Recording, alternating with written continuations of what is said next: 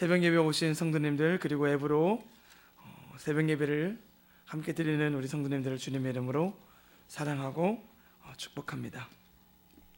오늘 우리가 함께 나눌 하나님의 말씀은 갈라디아서 2장 말씀입니다. 갈라디아서 2장 19절에서 20절 말씀, 신약성경 304페이지입니다. 갈라디아서 2장 19절에서 20절 말씀을 우리 다 같이 한 목소리로 읽겠습니다. 내가 율법으로 말미암아 율법에 대하여 죽었나니 이는 하나님에 대하여 살려 함이라.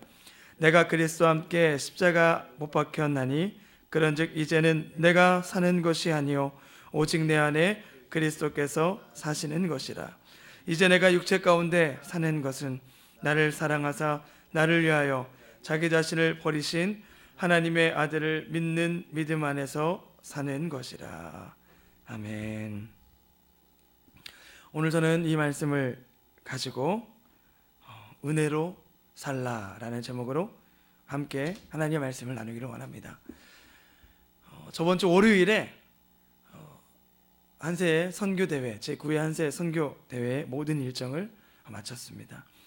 이번 9회 한세 선교대회가 이전에 있던 선교대회와 좀 다른 것이 있다면 그 어느 때보다도 우리 한세교회 성도님들이 더욱더 하나가 되어서 또 전방에서 또 앞에서 함께 이 선교대회를 위해 또 뛰고 또 기도하고 또 물질로 또 우리 봉사로 섬긴 선교대회였기 때문에 그 어느 선교대회 때보다도 더 특별한 의미가 있지 않았나라는 생각들을 하게 됩니다. 150명의 성도님들이 여의도 또 특별히 60주년의 그 은혜의 시간들을 또 함께 축하하고 또 한세교회에 와서 또 은혜의 시간들을 가졌던 것들을 기억하게 됩니다. 선교대회를 준비하면서 저에게 보였던 모습이 하나 있었습니다. 그것은 바로 우리 성도님들의 표정이었습니다. 사실 150명의 손님들을 맞이하고 또 선교대회를 준비하는 것이 쉬운 일은 아니었습니다. 그런데 우리 성도님들의 표정에서 제가 느낄 수 있었던 것은 억지로나 인색함으로 하는 것이 아니라 정말 내 일처럼 기쁜 마음으로 그 선교에 동참하시더라는 거예요. 우리가 하는 것이, 나에게 맡겨준 것이 크고 또 작고 그것이 중요한 것이 아니라 내가 함께 하나님의 일에 동참하고 있구나 하는 것에 대한 기쁨을 우리 성도님들의 표정 속에서 느낄 수가 있었습니다. 그 모습을 보면서 저도 함께 은혜 받았던 것들이 기억이 납니다. 선물을 포장하면서, 성전을 꾸미면서, 간식을 준비하면서, 차량으로 섬기고 봉사하면서, 음식을 대접하면서 성도님들의 마음에 중앙아시아의 그 현지 사역자분과 또 성도님들을 만날 것들을 기대하는 모습이 보이는 거예요. 그러면서 함께 영광스러운 선교대회를 우리가 보게 되고 그 가운데에서 성경이 말하는 이긴 자들의 모습이 정말 이와 같지 않을까 하는 생각들을 하게 되었습니다. 개인적으로 저도 특별히 선교사님에게 어떤 것들을 좀 이렇게 해드릴 수 있을까 좀 고민을 하다가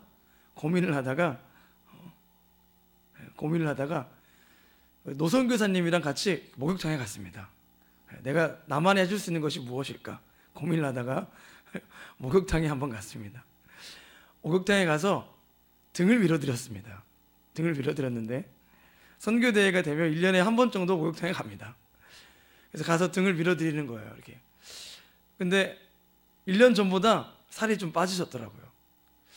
선교지에서 또 이렇게 여러 가지 일들을 하시는데 많이 수고하고 계시는구나. 제가 진짜 힘을 줘서 열심히 밀어드렸습니다. 밀어드리고 등에 비누칠을 해서 씻겨드리면서 하나님 우리 노선교사님에게 힘을 주셔서 하나님께서 맡겨주신 그 선교의 사명들을 잘 감당하게 하여 주시옵소서. 그런 시간들을 좀 가졌던 것들이 기억이 납니다. 하나님은 우리를 창조하시고 하나님의 축복을 누리게 하셨습니다. 아멘. 우리에게 주신 축복이요, 생육하고 번성하고 충만하고 정복하고 다스리라는 하나님의 자녀로서 그 놀라운 왕권을 우리에게 주신 줄 믿습니다.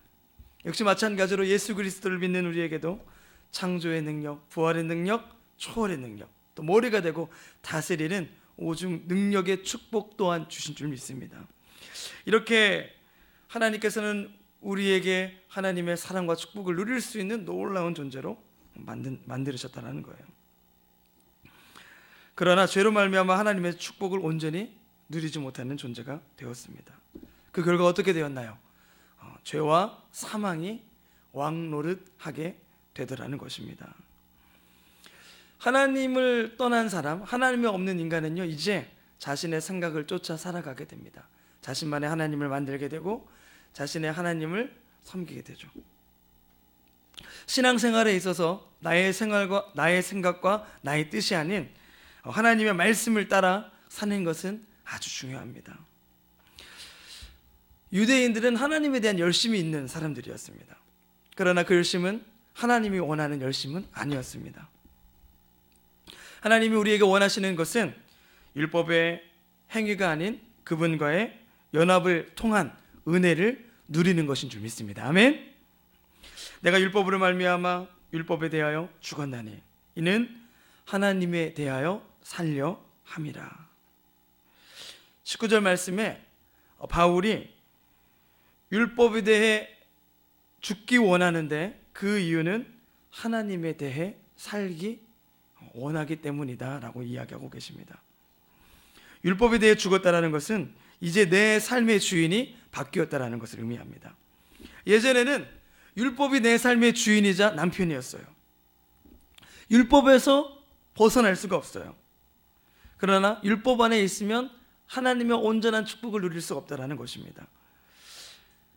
실제로 우리가 하나님에 대해 살기 원한다면 율법에 대해 죽어야 하고, 우리가 그러한 일들이 있어질 때야 비로소 하나님에 대해 살 수 있는 신앙생활이 시작될 수 있다는 것을 이야기하고 있는 것입니다. 하나님에 대해 산다는 것은요, 사람의 생명으로 모든 신체가 연결되어 있는 것처럼 우리가 하나님과의 생명의 관계로 연결되어 있다는 것을 의미합니다.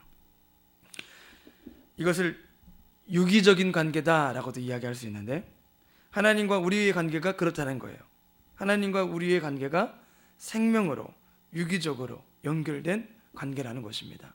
그래서 우리는 하나님을 떠나서는 살 수 없어요. 주 예수를 믿는 그 순간에 하나님의 생명이 우리와 연결되는 유기적인 관계가 된다는 것입니다. 내가 하나님과 생명으로 연결된 관계구나, 그것들을 우리가 인식하게 될 때 내가 하나님과 하나 된 관계라는 것을 알 수 있게 되는 것입니다.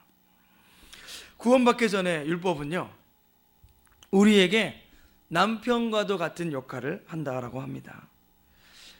그래서 항상 그 남편이 우리를 지배하는 거예요. 우리 결혼한 아내들은 다 알고 있습니다.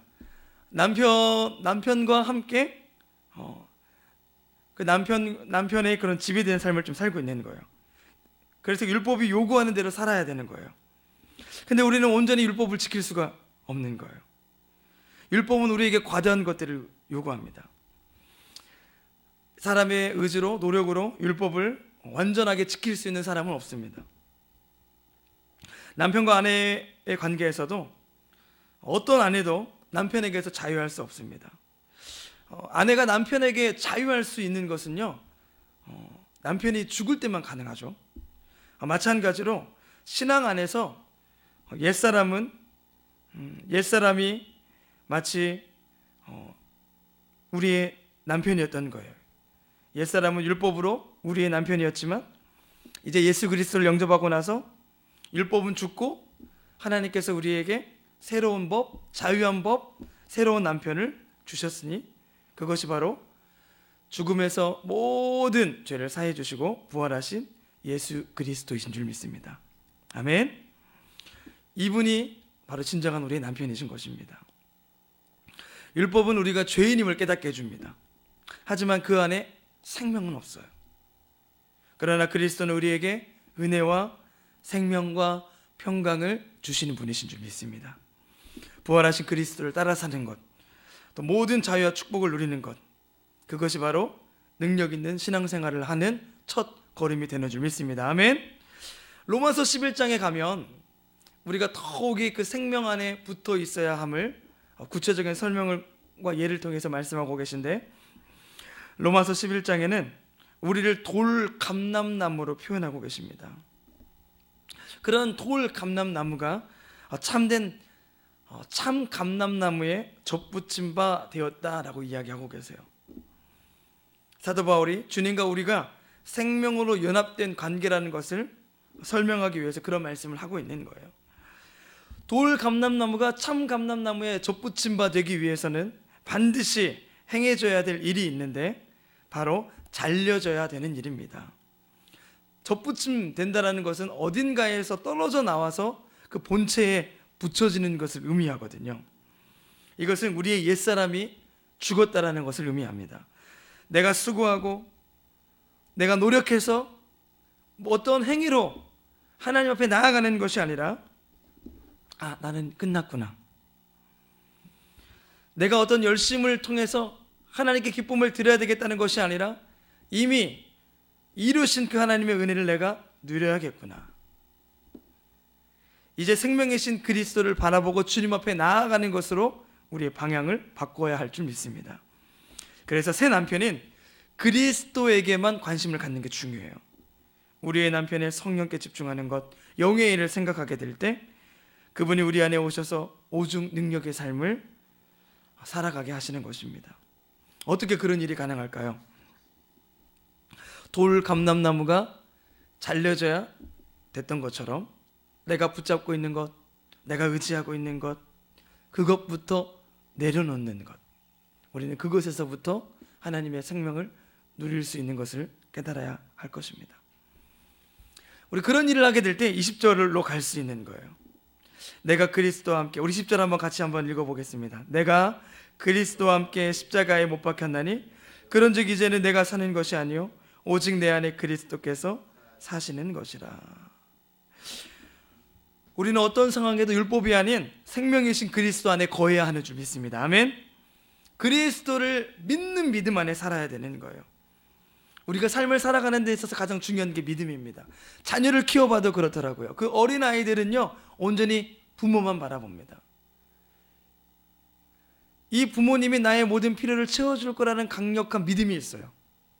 그 아이들의 믿음은 흔들리지 않아요. 마찬가지로 우리도 온전한 하나님의 축복을 누리기 위해서는 온전한 믿음을 가져야 한다는 거예요. 어떤 믿음을 가지고 살아야 될까요? 주님이 내 안에 계신다. 하나님이 나와 함께 하신다. 하나님은 내 편이다. 나는 하나님의 존귀한 자녀다. 우리가 하나님에 대해서 오해할 때가 있어요. 언제냐면 하나님은 나를 사랑하지 않는다라는 거예요. 하나님은 목사님도 사랑하시고 전도사님도 사랑하시고 권사님도 사랑하시고 집사님도 사랑하시는데 나는 사랑하지 않는다라는 거예요. 오해입니다. 우리 따라해 볼까요? 오해입니다. 하나님은 나를 사랑하십니다. 아멘. 한번 고백하겠습니다. 하나님은 나를 사랑하신다. 하나님은 나를 사랑하신다. 이 믿음이 우리 안에 있어지게 될 때 우리는 하나님의 온전한 축복을 누리게 될 줄 믿습니다. 아멘. 선교 대회를 이렇게 함께 치르면서 현지인 분들과 이야기를 나누게 되었습니다. 근데 그분들이 해주신 얘기 중에 한 가지 감동되었던 게 이런 이야기였습니다. 우리가 한국에 와서 너무나도 큰 사랑을 받고 돌아간다는 거예요. 도대체 내가 무엇이 간데? 얼굴도 알지 못하고 한번 말도 나눠보지 못했지만 어떻게 한세교회 성도님들이 나에게 이러한 사랑을 줄 수 있느냐는 거예요. 제가 그런 이야기를 들으면서 이렇게 이야기했습니다. 예수님 때문에요. 예수님 때문에요. 나를 사랑하시고 나에게 구원과 생명을 주신 그 예수님 때문에요. 예수님 안에 우리는 하나의 형제이고 자매이기 때문에요. 그런 이야기들을 나누면서 우리가 우리 안에 풍성한 하나님의 은혜와 사랑의 충만함을 느낄 수가 있었습니다. 그분이 저한테 이렇게 얘기하더라고요. 제가 돌아가서 우리 한세교회에서 받은 그 사랑을 말하겠습니다. 전하겠습니다. 그리고 섬기겠습니다. 그분들의 고백을 보면서, 고백을 들으면서 우리의 이 생명의 사역이 얼마나 소중한지, 그리고 하나님께서 우리 한세교회에 맡겨주신 이 사명이 얼마나 귀중한지, 그리고 우리 한세교회 성도님들의 그 섬김이 얼마나 아름다운지를 깨닫게 되었습니다. 여러분, 믿음이 바뀌면 다 바뀌게 되는 거예요. 주님이 나를 사랑한다라는 그 믿음을 갖기를 소망합니다. 아멘. 우리의 참된 신앙은 그리스도가 나를 사랑하셔서 자기 자신을 버리신 것이구나.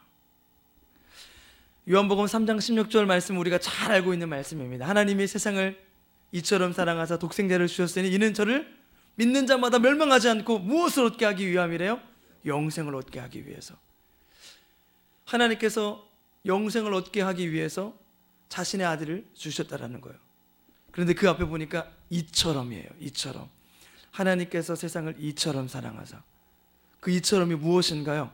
우리에게 구원과 영생을 주기 위해 자신의 하나뿐인 그 독생자를 십자가의 희생 제물로 내어 주셨다라는 것입니다. 아멘. 가장 소중한 것.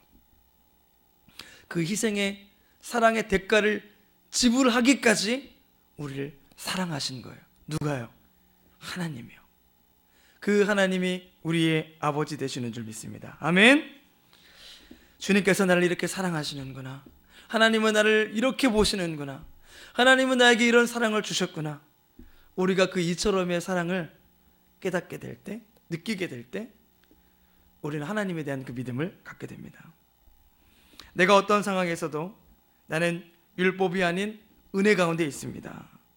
내 안에 참 남편인 그리스도에게만 관심을 갖고 그분을 생각하고 그분이 기뻐하는 삶을 살아가는 것, 예수님과 나는 하나입니다. 예수님과 나는 연합되었습니다. 이것을 날마다 고백하고 믿는 저와 여러분들이 되기를 주님의 이름으로 축복합니다. 아멘. 내 안에 그리스도께서 사신다. 주님이 나와 함께 하신다. 우리가 이 고백들을 할 때 우리 안에 감동이 좀 있어줘야 되는 것 같아요. 그래서 우리 담임 목사님께서 매일 아침 생명의 말씀, 묵상의 말씀을 우리에게 보내주시잖아요. 근데 이 말씀을 어떻게 먹어야 되는지 저번 주 금요일 날 우리 김병기 선교사님께서 더 구체적으로 말씀해 주신 것 같아요. 톤이 있대요. 톤이. 그렇죠. 하나님은 사랑이시라. 이런 거 아니잖아요. 이런 거 아니잖아요. 하나님은 사랑이시라. 주님은 생명이십니다. 그 목소리의 톤을 가지고 우리가 말씀을 고백하며 먹을 때 그 말씀이 생명이 되어서 우리 안에 역사하게 되는 줄 믿습니다. 아멘. 그래서 우리 한번 이 시간에 새벽이지만 한번 고백 한번 해보자고요. 하나님은 사랑이십니다. 시작. 하나님은 사랑이십니다. 아멘. 우리가 그러한 것들을 훈련하고 고백하고 말해낼 때 하나님의 그 생명의 역사가 우리 안에서부터 시작하게 되는 줄 믿습니다. 아멘. 내 안에 계신 그리스도를 믿고 주님에 대한 사랑의 인식이 강할수록 하나님이 나와 함께 하신다라는 것을 우리는 느끼게 될 것입니다. 한 주가 시작됩니다. 시작될 때 우리가 무엇을 붙잡고 나아가야 할까? 오늘 어떤 기대감을 가지고 여러분들 하나님 앞에 나오셨나요? 오늘 바울은 이렇게 이야기합니다. 내가 육체 가운데 내가 그리스도와 함께 이 모든 것들은 다 십자가에 못 박았나니 이제는 내가 사는 것이 아니요 오직 내 안에 그리스도께서 사시는 것이라. 오늘 하루를 시작하며 나의 생각과 나의 계획이 나로 하여금 살아가게 하지 말고 오직 우리 안에 생명이 되신 그리스도께서 살아가게 하십시오. 아멘. 하나님의 아들을 믿는 그 믿음으로 오늘 하루를 살기 원합니다. 아멘. 그럴 때 하나님께서 우리 성도님들의 삶에 하나님의 놀라운 은혜들을 보게 하시고 또 경험하게 하시고 누리게 하실 것입니다. 하나님, 나는 오늘 하루를 시작하며 하나님께 나의 삶의 주권을 내어드리기를 원합니다. 하나님께서 나를 부르신 곳에서, 나의 직장에서, 나의 가정에서, 사업장에서, 학교에서, 주님을 표현하고 주님을 말하게 하여 주시옵소서. 내 안에 살아있는 주님이 드러나고 나타나게 하여 주시옵소서. 우리 그렇게 고백하며 또 주님께 우리를 드리는 우리 성도님들이 되시기를 주님의 이름으로 축복합니다. 기도하시겠습니다. 좋으신 하나님 감사합니다. 오늘 우리를 이 새벽에 불러주시고 주님 앞에 나와 믿음으로 기도하게 하시니 감사합니다. 하나님, 우리는 죽고 오직 생명이신 주님으로 살게 하여 주시옵소서. 한 주를 시작하며 새벽을 깨운 우리 모든 성도님들의 기도와 간구를 주님께서 들어 응답하여 주심을 믿사오며 사랑 많으신 예수님의 이름으로 간절히 기도합니다. 아멘.